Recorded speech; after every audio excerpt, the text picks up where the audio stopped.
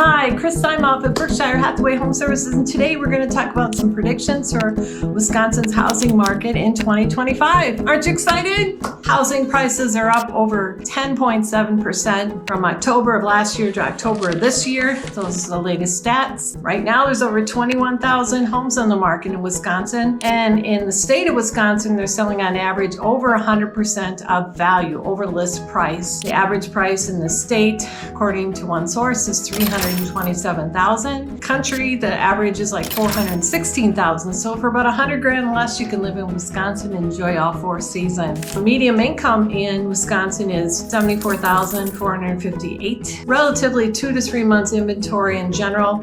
So whenever you have less than 6 months inventory, you are still in a seller's market. Now, when you get over $500,000, you are looking at more than probably 3 months inventory. So we're more of a balanced market there. Median rent is $1,300, so why wouldn't you buy? Interest rates are down from last year at this time. They were at over 7, they're about 6.5 right now. Interest rates are projected to be in the low 6% by the end of 2025. The average homeowner has $147,000 in equity in the United States. 1 year's equity in Wisconsin is pushing $29,970 and $23,580 in the United States. Again, why wouldn't you move here? So Wisconsin's market represents a great value. So let's get into the statistics of Wisconsin and 2025 and why you should move here in 2025. So what kind of factors affect the housing market? Well, interest rates, and we see interest rates come down almost a whole point. They're hovering around 6.5 right now. So unemployment in Wisconsin is about 3%, which is less than the national average. Population growth, consumer confidence in the economy affects housing inventory. It's like anything else. It's like Christmas when you want to buy that toy that is scarce. You know, the price goes up. Housing market in Wisconsin for 2025, I think, is a very positive thing. And let's get into some more numbers. So how does the election affect the housing market? In 9 of the last 11 elections that have been followed, the housing market has taken a spike. There's been 2 periods where the housing market has gone down significantly, and those were attributed to the crash of 2008 and so forth. So we don't foresee that happening, especially with the extreme shortage that we have in certain price points. Zillow estimates that there were still 4.5 million homes short in the United States. The $200,000 to $350,000 market continues to be the tightest market. Consumer confidence, if people are confident that the economy is coming back and there'll be job growth, then they're more likely to buy a home or invest in their market. And housing inventory, it's if you don't have enough, there's a scarcity effect, and that's going to drive the prices up. We do think that prices will not be going up as much as they went last year.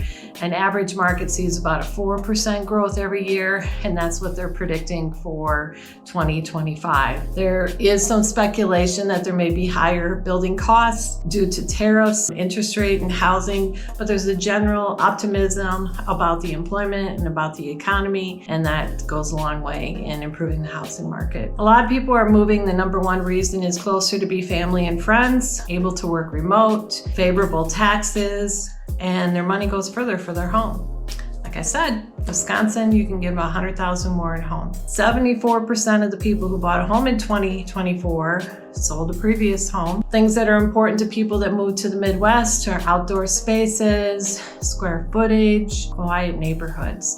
They are seeing people move back to the cities. There for a while, people were moving away from the cities, but in some markets like Rhode Island, New Hampshire, and New Jersey, which were the highest markets last year, the people are migrating back to the cities. Interestingly enough, first-time home buyers' average age is, guess what? 38. The largest pool of people out there is age 30 to 34. About a quarter of the buying market are baby boomers, but the largest buying group is 30 to 34, and the average age of a first-time home buyer is 38. They're taking longer to save. It's become less affordable for people, and they account for about 27% of the market. 19% of all buyers in 2024 waived the home inspection, 23% waived the appraisal, and in our market, A lot of times what that was an appraisal gap. So let's say you bought a home for $300,000, you maybe did a $10,000 appraisal gap to make your offer competitive. So in our market, specifically Outagamie, Winnebago, and Calumet County, year after year, I went and looked at from December to December 23 to December 24.